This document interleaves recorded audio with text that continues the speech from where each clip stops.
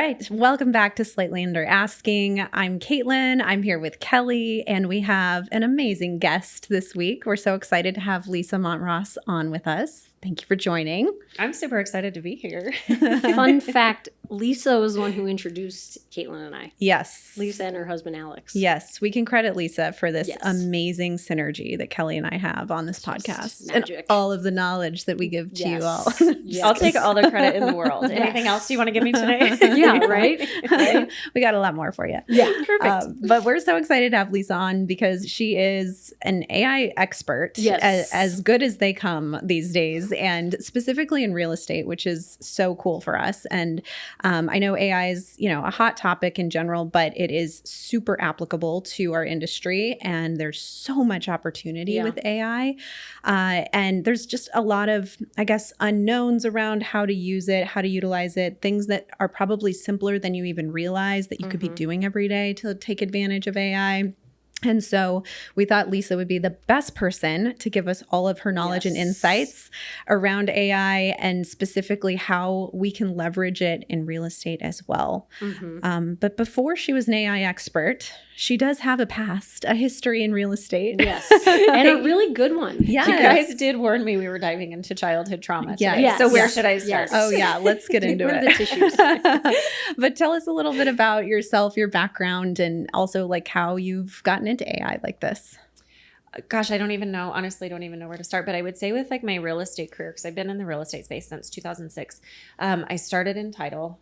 Was a title rep, and by the end of my career as a title rep, I was ready to poke my eye out because like on Mondays I would walk into people's offices and I would say, what did you do this weekend? And by Friday my question was, what are you doing this weekend? And I was like, there's got to be something more challenging in life. So I got into selling real estate and realized how much more challenging that was. Well, fuck that. Right. It is not a career for the faint of heart, that is for sure. So many people get into real estate because they're like, I love HGTV, or I love Chip and Joanna I games. love showing houses.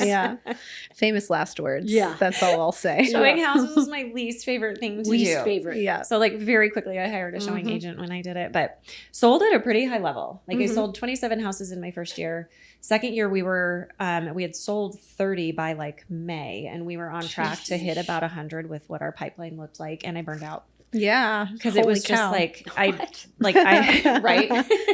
Why? How would you have burnt out? How? So kind of trying to decide what I wanted to do from there. And I really decided to be a stay-at-home mom. Because that's easier. Right. Also, not a career for the faint of heart. Yeah. I literally made it, I think, 2 months. And I was like, I cannot speak in like sentences anymore. Yep. I don't understand anything beyond the Backyardigans because my kids are a little bit older. So not the same shows that kids watch today. But I ended up doing transaction coordination work and being a productivity coach for a Keller Williams office. Okay. So very, very deep in the real estate space. But that little transaction coordination side hustle that I had, we turned into a team of 30 and a 7-figure business, and ended up getting acquired after 5 years in business.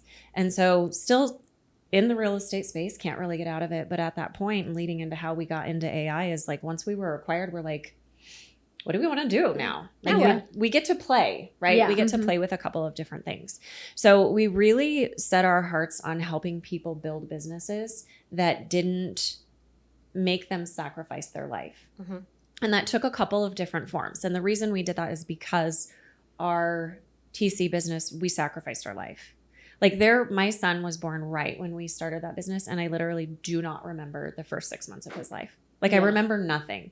I remember I would have a baby attached to me, a computer over here that I was typing on. Someone would take the baby away and I'd move the computer to my lap and type because we were so busy. Yeah. And so what we set out to do is help people create a business that didn't make them sacrifice their life. And we've done that a number of ways.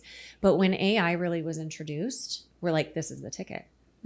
Because you can do what you do at a higher level and you get your time back. Yeah.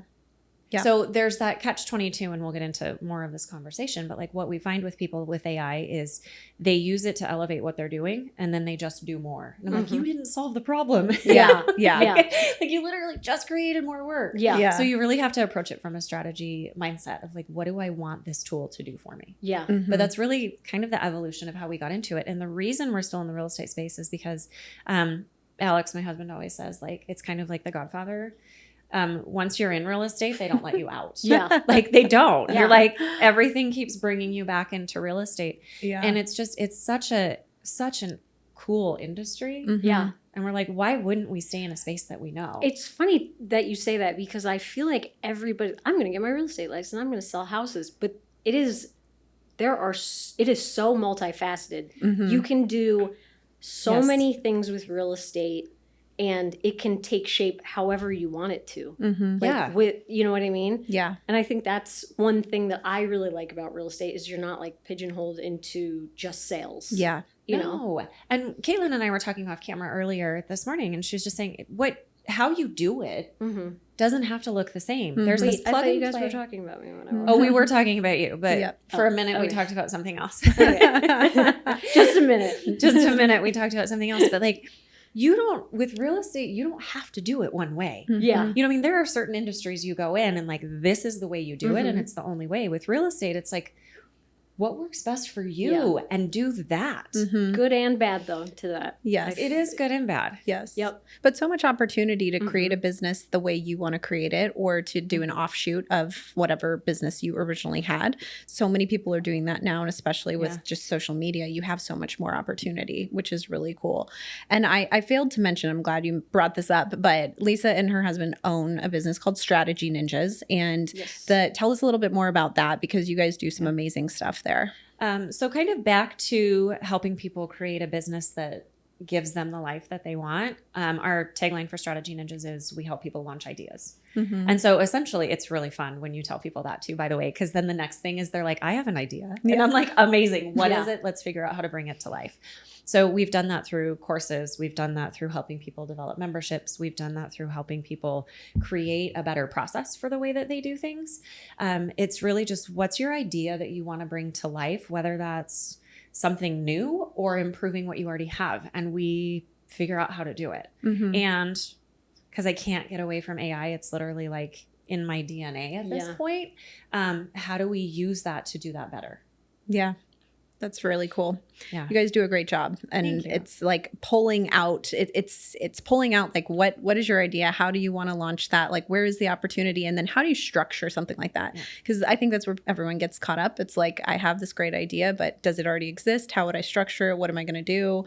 And you guys are really great at extrapolating all of that and, building it out. The fun essentially. part for us is we're not emotionally attached to the outcome. So Mhm. we get to explore differently than our clients do. Mhm. Because when you are emotionally attached to the outcome, you have a certain way you think things need to happen. Mhm.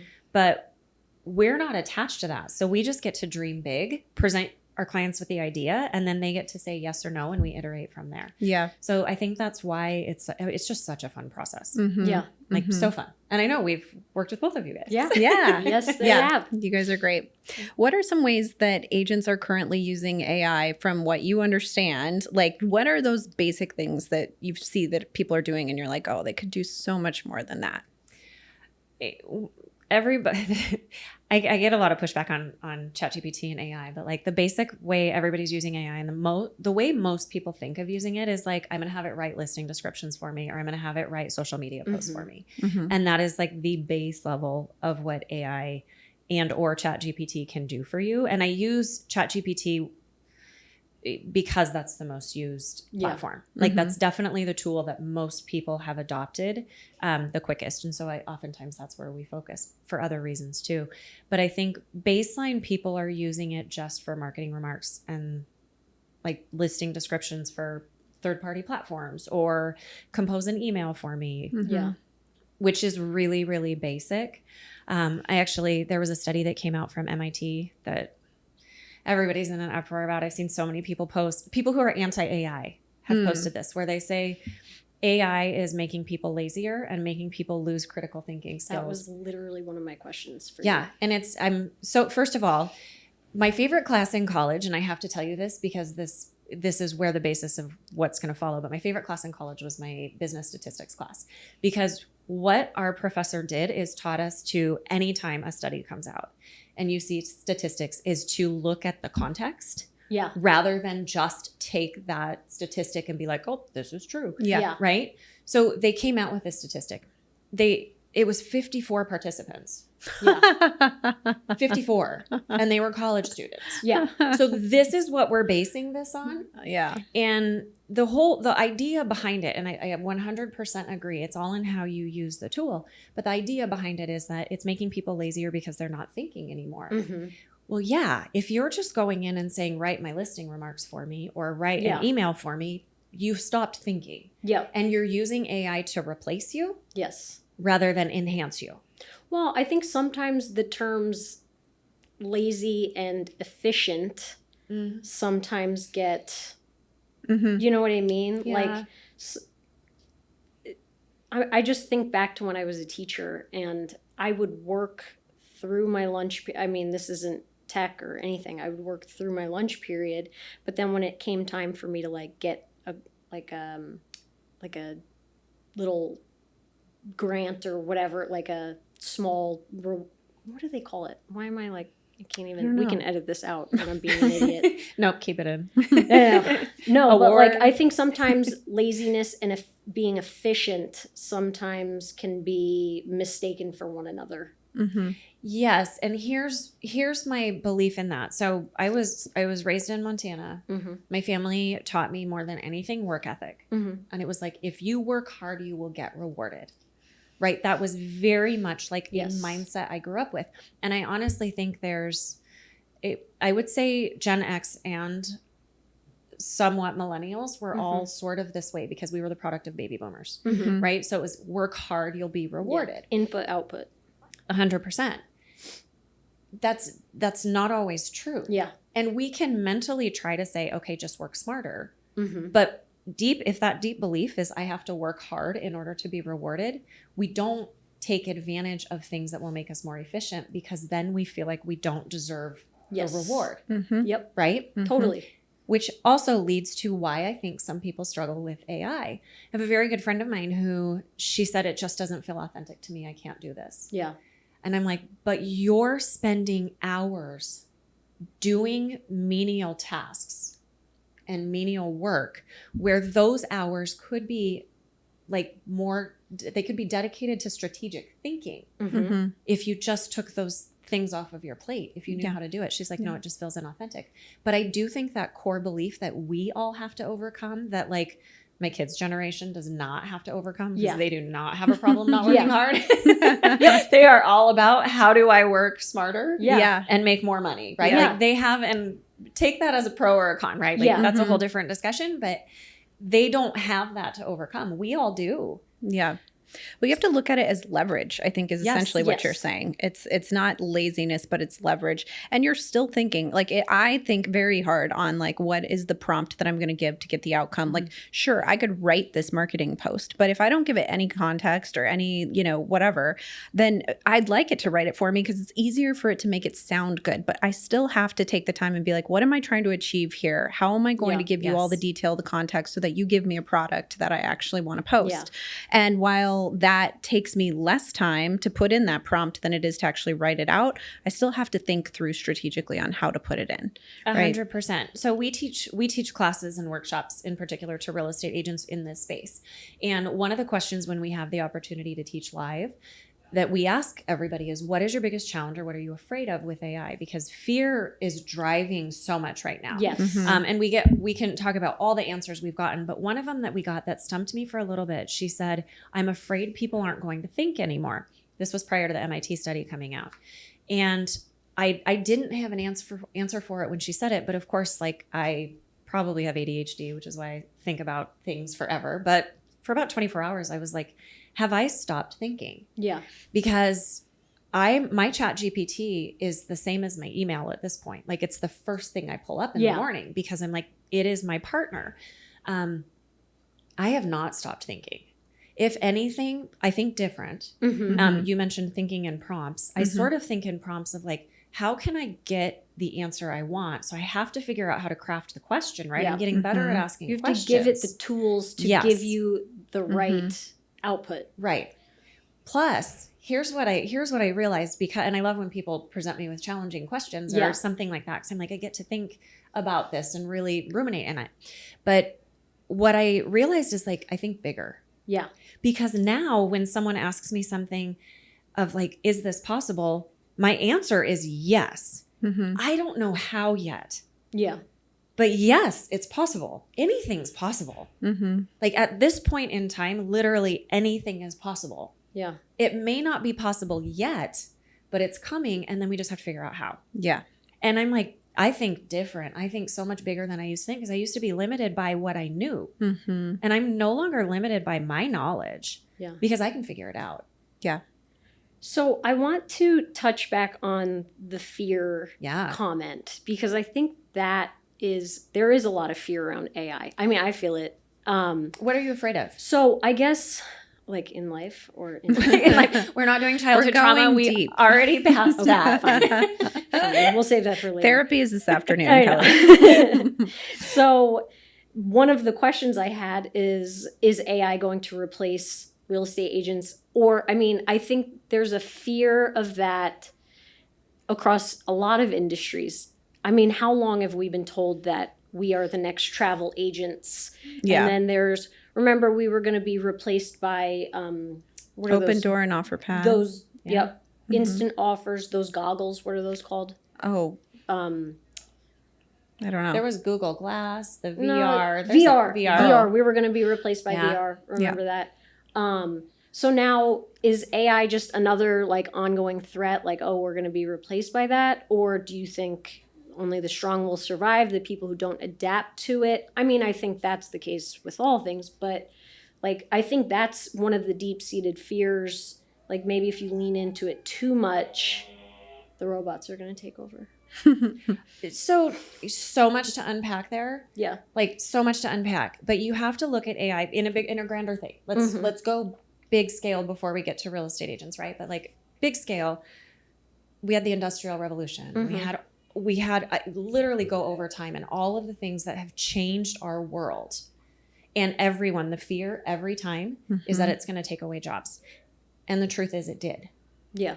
Right? Anytime like we have this massive shift in society, this massive shift in what I would say technology, jobs are lost, but jobs are created. Mm-hmm. Yeah. And so the statistic I heard is from 1940 to today, 60% of the jobs that exist today did not exist in 1940, purely because of technological advances, right? So there's jobs that were lost. This is no different. Yeah, that's fair. This is 100% no different. So, but let's go to real estate agents, right? Because one of the big fears too, when the internet came out, is that we don't need real estate agents anymore because now buyers can find their own houses. Mm-hmm. Yeah, they can.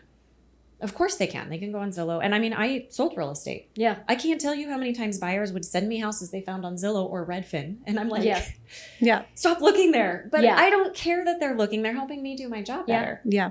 What the internet couldn't take away is that human touch. Yeah. And so AI can't take that away either, right? Like it cannot take away your experience in the Phoenix market. It can't take that away. Mm-hmm. It can't take away how you make someone feel when you negotiate an offer for them and you get to call them and you get to say, guess what? You're under contract, right? Like it can't take that away. It can't take away your skill set of finding the perfect buyer for a house for your seller. It can't take that away. Yep. But you have to do things differently. Yeah. And so AI, yes, it could replace certain jobs. I think the power will go to people who know how to use it. Yeah. And you can't ignore it. And I saw a huge post. I'm in a Facebook group of like for real estate, and somebody had posted about this MIT study. And then, I mean, the amount of comments, and I stayed quiet because I was like, I don't want to rock the boat. I'm still crafting my response. Yeah. Because I'm going in there and I'm going to give my rebuttal. Punch it into ChatGPT. I know. I'm just going to have ChatGPT. No, this one I'm doing on my own because I feel very strongly about it. But so many people were like, I don't use ChatGPT. I refuse to use AI. It doesn't feel whatever. And I'm like, just going to die on the sword. What if you would have refused to use the internet? Yeah. You just said, I'm not doing this. Yeah. Yeah. Yeah. Like literally speechless. What if you had said that? You don't get to say that. It's not an option. Yeah. Yeah. And so, no, it won't replace, but you have to learn how to use it as a partner. So the challenge is, and for the people who are like, I'm not using it for whatever reason, they have a moral dilemma, they have whatever. I'm like, you can have that for a while, but at some point you're going to have to give that up. But the difference is you stay the thought leader. AI becomes your thought partner, right? if that shifts and you're using AI as your thought leader, we're all in trouble. Yeah. Right? Like literally all in trouble. Yeah. But you just have to shift it. And so you have to figure out how to use it as an advantage to you. Yeah. But I don't believe AI can replace, it can never replace human connection. Yep. Ever. I agree with that. Yeah. And I think that's a really good perspective of all of the times things have changed technologically over the last 100+ years. Yeah. It's always been the same fear, and it's always done the same thing. Lost jobs create new jobs, and we just function differently. Yes. And that's the perfect analogy too, is like saying you're not going to use the internet. Like, how did that work out for everyone? Right. So Yeah. let's get on board, people, and you learn how to use it as a partner. That's the best way to describe it. And the difference now, and in the workshops that we do, we share we put a timeline of the internet versus a timeline of AI.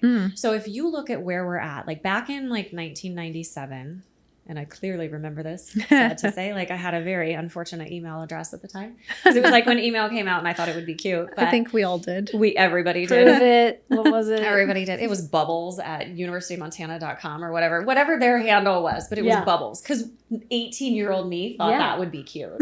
What?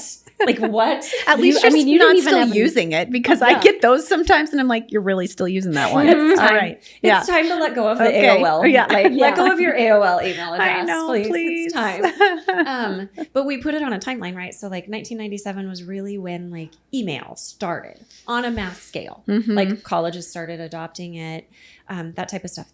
We're at 1997 with AI on the big scale of things. And you go, you know, I mean, I wish I had my thing. Like I can do this all day, but you guys can't see it. Yeah. But like, you know, and then search came out and people thought the internet was search, and then modern day or social media started to come out, and now it's a utility. Like the internet is a utility. Like if you guys go to sell a house and internet is not available, the answer is no. Yeah. Unless they're looking for a homestead and trying to get off the grid, right? That's a different buyer. It's a very unique buyer. But 99.9% of people, if the internet's not available, they're not buying the house. No. But we had a long time to adopt that. So I got that first email address in 1996, 1997, right? I didn't get a home computer it was probably 2003. So we're talking 6 years later was the first time I owned a computer. And smartphones weren't out, so I didn't have access to the internet daily. I had a 6-year time frame where the internet was functioning, and I would go to Kinko's and buy my concert tickets or whatever, but I didn't need it. The difference is AI is moving so rapidly. We don't have 6 years to figure it out. Yeah. We have a very short time frame to get on board. You don't have 6 years to sit by and be resistant to it. Yeah. Because it's moving too fast. And if you don't get on board now, you're going to be too far behind to catch up.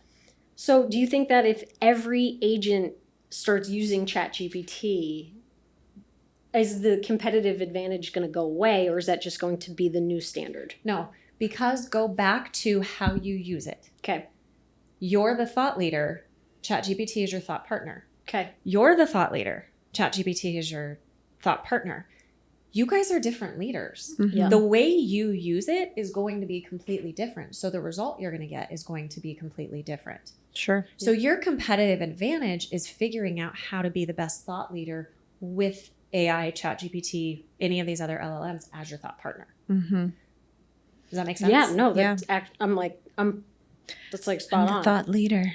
Yeah, but you have to go into it remembering that is, I'm the thought leader. But you're already doing that. And you already said that with the way that you come up with prompts. It's like, how am I going to ask this question to get the result that I want?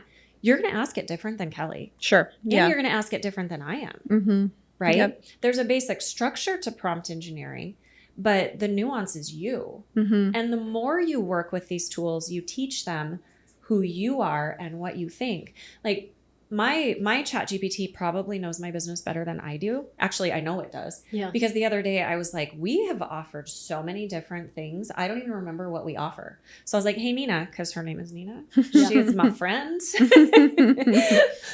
She's literally like my bestie. But I was like, hey, Nina, I need you to create a summary of all of the offers we've had over the last year. Please reference every chat in the past that you can find. So she did. And I was like, thank you. That gives me clarity. And now I can take it from there and I can organize it better. You sound very nice to your ChatGPT. Listen, if AI takes over the world, snarky. don't be snarky. Yeah. And sometimes Don't I'm a be little snarky. bit like, this doesn't make sense. Do it again. Do it better. Very nice. I am very nice. And my ChatGPT is very encouraging. Like, she always comes back. She's like, that's a great idea. I'm like, I know. I know. Mine called me magnetic the other day. I was like, yes, you. I am. thank you. You're What so right. I noticed lately, because I use like the voice back and forth, like the chat basically, and I noticed the other day they've totally changed like the way it speaks because it's no longer robotic. You can actually hear it taking a breath, which I don't know if you've noticed that, but like you hear it like, and then it talks, and then she says ums and uhs now, and it is like the most natural conversation. It freaked me out for a second. I was like, I might love you. It's the way it's improving so rapidly, and it's very cool and also a little bit scary. This is where I get scared. Like, you talk about fear, right? Where I get scared is that we as a society have to make sure we are trained and we are discerning when it comes to the results we're getting from AI, and also our interactions with AI. Because, you know, on a big scale, you talk about deep fakes. And I mean, there was a whole thing that came out with President Trump talking in the Oval Office, and it wasn't him. It was a deep fake. That's scary. And that part scares me, of it being used by the wrong people in the wrong way. It is our job, just like any other technology. And I will go back to the internet. Everyone was terrified of the internet and what it would do. It is our responsibility to make sure that we are staying discerning. Vet the information that you get. That is scary though, especially I think in the so I also think that realtors and real estate agents are going to be really important, because I think there's going to be a lot of scams. You know, we already have the wire fraud scams. I think that they are going to get more convincing, and you know, there have been scams out there where even I was like, oh yeah, like that makes sense, and I'm like, whoa, maybe I should, you know, vet this, or like look at the www, you know, before I do anything. But I think that it's going to get a lot more. There is going to be a lot more scamming out there, especially in the real estate space. Things are going to be really convincing. And even with video and voice, I know that now you can create like your avatar with your voice, and it's you speaking, but not you. And I don't, it makes me very uncomfortable, but it does. And here's the thing, is it doesn't quite work yet. So if you look at, and these are yet, and I use yet all the time because these things will get better. But like, what's interesting, especially in the real estate space, and I was a real estate agent, so I get to say this, and nobody gets to get offended. I'm just telling you all right now, is that we as an industry are so distracted by shiny objects and easy buttons. An industry, it is literally like, ooh, shiny object, ooh, easy button, ooh. Right? Like, we're so distracted by that. And so what I see happening in particular in the real estate industry is everyone wants the magic pill. They're like, oh, 11 Labs, which everybody at this point I think has heard of 11 Labs and Hey Jen. And that's where you can basically recreate you as an avatar and use it for social media videos, use it for different things. This is so exhausting. It is. But the way our company is called Strategy Ninjas. Like, we go strategy first, right? So when it comes to some of these tools, what is your strategy? And there's a time and place and a use case for each of these tools out there. I'm going to say for the video, like recreating you, social media is not it. Like, what are we supposed to use social media for? We want to connect with people. We want to get them to know, like, and trust us without meeting us. That's what social media is for. And you're going to hand that off to 11 Labs and Hey Jen? Are you out of your mind? Like, that's the whole point, is to be social, and you want to take that away. That's not a good use case, in my opinion, for that. But if you're going to teach a course and you're going to have a tiny little picture of you on the bottom of a deck, by all means use it. By all means, that's the use case for it. If you have to film 12 modules of something, and you can throw a script in and throw it in, and it's still you, because you still wrote the script, possibly with the help of ChatGPT, no problem, right? That's a use case for it. But social media is not it, because, and I go back to human connection. You can't, if you're actively removing the human connection, that's where you're going to fail. Because at the end of the day, you guys, that's all that matters. It is literally all that matters. is human connection. Like that's what we're here to have. Mm-hmm. And if you're going to use these tools to remove that, good luck. Yeah. So where do you think an agent should start, or what are your recommendations, even if it's not starting? Like maybe they're already using ChatGPT, they're doing the basics that you mentioned. Like what do you think are the best ways to leverage AI as a real estate agent today? So I lean really heavy into ChatGPT and OpenAI. So OpenAI owns ChatGPT. I can use those interchangeably. I lean very heavy into that. And the reason is that its capability is so much beyond what most people think it is. So most people think of it as, I'm going to go in, I'm going to do a prompt, and I'm going to get back a listing remarks, right? They think of using it that way. OpenAI has actually created an entire workspace that has an amazing amount of features. There's different models for different use cases. Do you need it to reason? Do you need a quick response? Do you need deep research? You'd switch the model. And most people don't even know that. They just go in and they're like, oh, this is ChatGPT. It's not. But I think if you start there and master that as close as you can, right? Like we have a task set up through ChatGPT that every day at 9 a.m., we get all of the updates that OpenAI and ChatGPT have come out with for the last 24 hours. In the last 6 weeks, there's probably only been 3 days they haven't had an update or something new come out. That is how fast it's moving. Yeah. That's how fast it's moving. That's and the insane. reason we have that is because we have to stay on top of it because we're teaching it. But if you as a real estate agent are saying, oh, I already use ChatGPT, I know ChatGPT, which is my favorite thing for people to say. And I'm like, no, you don't. Yeah. You think Trust you me. do. You think you know. What was that? The Diary on MTV. You think you know, but you have no idea. Real World, wasn't it? It might have been Real World. I don't know what it was. It was an old show. They don't even do those shows anymore. Was it Real World? Classics. Back when reality TV was more reality. Yeah. Right? Now it's not, but Real World. Yeah. I think it was. Yeah. I'm probably naive in that too. But if you're like, oh gosh, where was I even? I got sidetracked. You don't know ChatGPT. Yeah, You don't know OpenAI, ChatGPT. ChatGPT. But because it's truly a workspace, like you can create it to 10x your productivity. And when I talked earlier, I was talking about like just those tasks. So we as a society used to be very task driven. And that goes back to the Industrial Revolution, and that our whole education system changed to make our society task driven and being able to follow orders. A really good book on that if you're interested in how that happened, and hopefully that gets overturned, because where we're at right now and what's changing is that we're moving more back into critical thinking. Yeah. And our education system has to catch up to teach us how to think critically again, because we're not task driven. But if you can take those task driven items and 10x them by using a ChatGPT workspace, think of all the space that gets freed up for you to create. Yeah. Right? So that's why I think where to start is, number one, if you're not using it at all, get into ChatGPT. Number two, if you're already using it, make sure you're optimizing what's even available to you. Yeah. Like, so one example, like the image creation. Do you guys remember when all the action figures came out?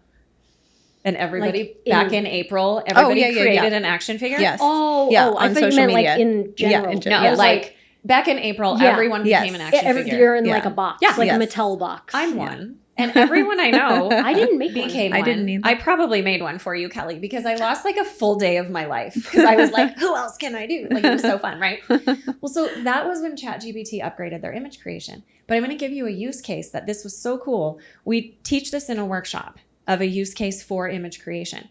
A woman in the audience came up to us afterwards and she goes, I'm writing an offer on a house later because I did this in real time. So what she did is they had the kitchen, hated the countertops, right? How many times have you been with a buyer? This is why showing was so hard for me, because I'm like, just replace the countertops. Yeah. Like Yeah. it seems so easy, right? Yeah. Like everything else is perfect. Just get new countertops.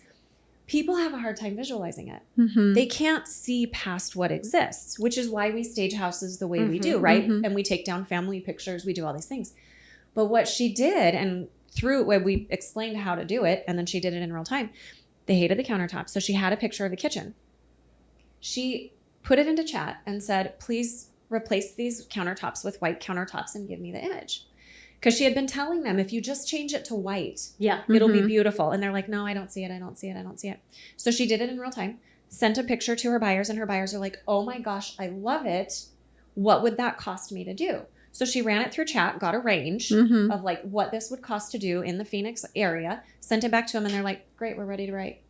That's wild. Yeah. Yeah. So can we be using that for like virtual staging and stuff too? Yes. So we don't have to pay Box Brownie Virtual anymore? staging. So we tested it. So we expensive. tested it.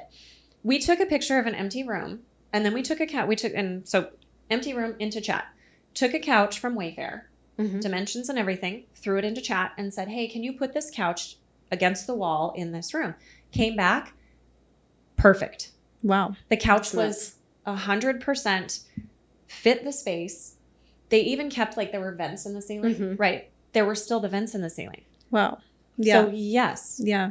I did that I got some of my listing photos back, and for whatever reason, the photographer missed the island pendants. Yeah. And it just looked, to me, I was looking at it like with a very discerning eye, but I'm like, those lights need to be on, all the inset lighting is on. So I plugged in ChatGPT. I said, can you please turn the island lights on? Yeah. And it took me a little bit because they gave me like different bulbs and stuff that I'm like, oh, that kind of looks funky. But after a while, I got it, I tweaked it, and it's looks like the lights are on. Yeah. Cool. And so that brings a good point, right? Is that some of the reason people get frustrated with these tools is that they put in a prompt, they don't get back what they want. And it's like, if you have to think of it, so they're trained on human communication. They're trained on a data set, all of these LLMs. So you've got ChatGPT, Claude, Grok, right? A lot of people are using Grok now. Never heard of any of these. Oh, okay. Well, that's okay. Stick with ChatGPT. It's fine. And I'll get into more on that. But they're all trained on human communication. And so then we go to it, and this is why I'm like, just be nice to it. But like you go to it and you say, give me a social media post. Right? And it's like, would you ever, Caitlin, would you ever walk up to me and say, give me a social media post? Right. Yeah. I'd be like, what? Do it now. Yeah. So you have to give it more information to get back what you want. And you have to think of it as like, this is a human. How would I communicate with a human? Because that's what they're trained on communicating. It's not a machine. It's trained on human communication. Yeah, that's a good point. My guard's up. That's why I talk like that. That's fine. You should name your ChatGPT. You would probably treat it different. Maybe. She's resistant. We'll see. Okay, what are some other things that agents can be doing to leverage this?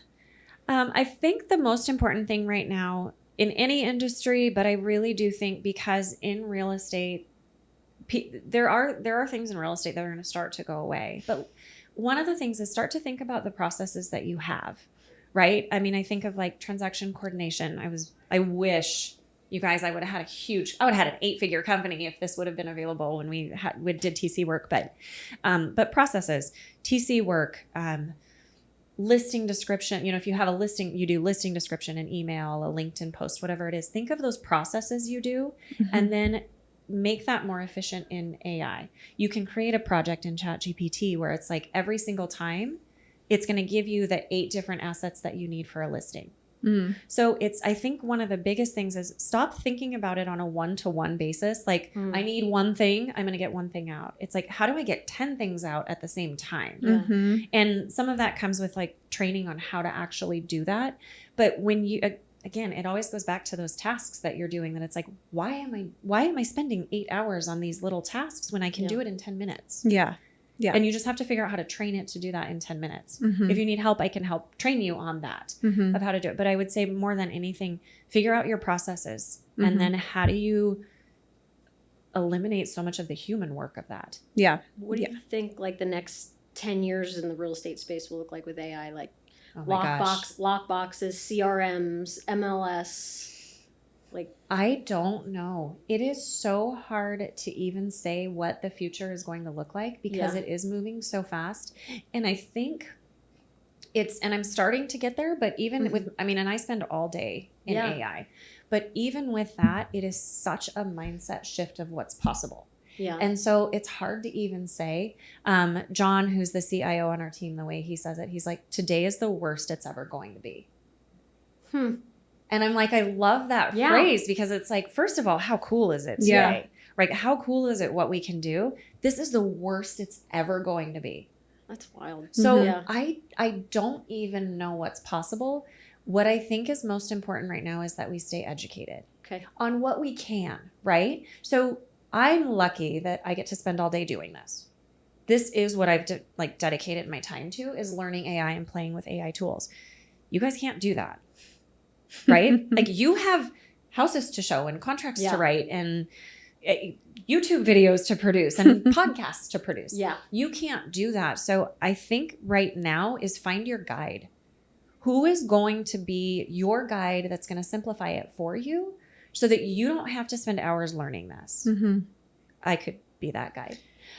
Just a shameless plug. I love that. Well, you guys offer, if you need it. You guys have had some free like webinars and stuff like that too. Do you have anything like that coming up that people could jump on? Yeah. So we do a free monthly webinar. We haven't scheduled ours for July yet. We're trying to figure out, like, thing I've learned, I lived in Arizona for 5 years, is that everyone takes the summer off because it's 115 degrees. Yeah. So we're trying to figure out a July date for that, for the free webinar. But then we also offer a class that's really like, here's how to optimize and master your ChatGPT. Mm-hmm. And that we're starting on July 17th is our next one. And that's specific for real estate agents, use cases for real estate, so that you can see, because so much of the AI stuff that's out there is general. Mm-hmm. And you're like, but how do I apply it to my business? And so that program is 100%. Here's how you apply it to your business. And if ChatGPT is the tribe you choose, and I'll share a little bit about tribes, but we definitely have the programs available for that. Right now, again, back to the shiny object syndrome, there's so much stuff out there. There's about 5 major players in the AI space. That what's happening, there's over 56,000 AI tools on the market, which is insanely overwhelming. Like, where do I start? And if you're on TikTok, you're getting them thrown at you, and they all look amazing. But what's happening is the major players are finding the AI tools that they want, and they just buy it or they build it. And so what I think right now everyone should be doing is pick your tribe. Okay. If that's going to be Google with Gemini, if that's going to be OpenAI with ChatGPT, if that's going to be Anthropic with Claude, pick your tribe and learn it, because they are the ones who are going to be adopting everything else. Like, if you go back to cell phones, right? Cell phones used to be Nokia, Samsung, Motorola, BlackBerry, Motorola, Sidekick, right? Like, that you used to have all of these options. Now, Apple or Android. Yes. Yeah. Because that's who won the race. Yeah. Mm-hmm. That's who won. And so if you had these, like, I had a Nokia flip phone. I had a pink one that like was amazing. With rhinestones. I did not have rhinestones. Oh. But it was shiny. No, me either. I'm just saying. Some people had that. One of those like charms on the antenna. Yeah. Yes. Right. But at the end of the day, you're either Apple or Android. Yeah. Right. And that's what's going to happen in the AI space. So if you get distracted by all of these ancillary tools, you're going to miss out on learning the ones that are going to be taking over. And I'm a firm believer, just knowing what I know about OpenAI and what they've done, they are going to be one that finishes the race. And so that's why we've leaned so heavy into it. But I also think they have so many features that like people are not using. I mean, like, another example for real estate is that, you go to a house, you tour the house, and then you have to go write listing remarks. Did you know you can FaceTime with ChatGPT, say, hey, Chat, or Nina, or Chad, or whatever you decide to name it. Kelly, I cannot wait to hear when you name it. Someday you will. Yeah. But you can FaceTime with it and say, hey, I want you to write listing remarks for this house. I'm going to do a tour walkthrough. In the listing remarks, I want you to pull out the really cool features of this house. And you can walk through, do a FaceTime, do an entire video of the house. And then at the end of it, Chat will write your listing remarks based on what it saw. I don't want them having access to my camera. Okay. Well, you can't do that. Caitlin, what you can do. Well, you could do a video and then upload the video, right? You could do a video and then upload the video. That's true. Problem solved. I'm telling you, my guard is up. And I use it. And I totally use it. So one thing you can do in ChatGPT also, and I don't know how long ago they released this, but it's pretty recent, is if you go into your settings. So one of the fears we have is people are like, well, I'm giving it all of my information. You can actually turn that off to the sense where they won't use it to train the model. So I can show you where that is, and that may give you a little bit more peace of mind. I just picture a big war room of like people learning, and on like a big curved screen, they're like, this is Kelly and Gilbert yelling at yelling at her ChatGPT. This is what you can do different. I know. Can I ask Call you a her question? magnetic. Are you on a Gmail platform? Yes. They already have all your stuff. Okay. Okay. Kelly's in. I hate to break the news to you, but they already have it. I know. Instagram, all that. We've already given it to them. Yeah. Yeah. True. Yeah. So you mentioned a class. Is that your accelerator or is this a separate? That's our accelerator Okay. program. Okay, And cool. it's been absolutely phenomenal to see the results people have gotten out of it. And part of it is it's almost teaching a new language. Yeah. So Yeah. I compare it to like if you're a ChatGPT user or an LLM, whatever, Grok, whatever one you choose, you're kind of playing with Rosetta Stone, right? Where you're like, bicicleta, right? Like Yeah. you're learning that way. Yeah. Our accelerator is like you now live in Spain. Okay. Got Yeah. it. Like Okay. you're in Spain and you're going to learn this. Yeah, Like yeah. you are immersed in it. And Okay. so the results have been phenomenal and just what people are doing with it has been incredible. That's so cool. I love that. Well, we'll link more information Yes. about that. And other than that, what are there any other resources or how can people find you and connect with you and learn more about what you guys do? So I think one of the things we were going to link as well is that I do have, Prompts. because part of your interaction with ChatGPT is how well it knows you. Mm-hmm. Yeah. And you get better results when it knows you better. So I have a series of prompts that trains it on you and who Awesome. you are and your brand voice. And so we're going to link that Yeah. in there too. And that's a free resource that you can get. Great. And then you can follow me on Instagram at Lisa Montrose, or you can follow at Strategy Ninjas Official. We'll put all that in the show notes. Amazing. That way Yeah. Yeah. everybody can connect with you. That's This was amazing. awesome. Yeah. I talk So a lot. I'm good. sorry. No, I get no, so no. excited You know- about it. You know what I have to say? Like, you're so passionate about it and you're so excited about it. That actually puts me at ease a little bit. Okay, good. You know what I mean? Yeah. Like, Yeah. I do need to change my mindset around AI. It is exciting and it does make things easier, but I'm probably a little bit more on the like fear based. Not necessarily that we're going to be replaced. I just, I've seen too many movies, I think. Yeah. Yeah. I get it. And I don't Yeah. know what it looks like. Yeah. I can't tell you some of that stuff isn't going to happen. I Yeah. don't know. Yeah. But I do know that like It's here. it's Yeah. here. Yeah. I That's can't the fight thing. it. Yeah. Yeah. So That's Get true. on board. Yep. Well, thank you so much for Yeah, your this time, was Lisa. awesome. This was excellent. And thanks for the free resource as well. I'm going to download that myself. thank you. All right. Well, go ahead and tune into us next week. Be sure to subscribe, hit follow wherever you're watching this, YouTube, or if you're listening on any of the Apple platforms, Spotify platforms. Give us a review. We'd be eternally grateful. And we're always looking for guests too. If there's a niche that you are all in on or you have a hot topic you'd like to discuss, we'd love to get you on here, especially if you're in the Phoenix area. Yeah. So Email all right. us. All See you right. next week.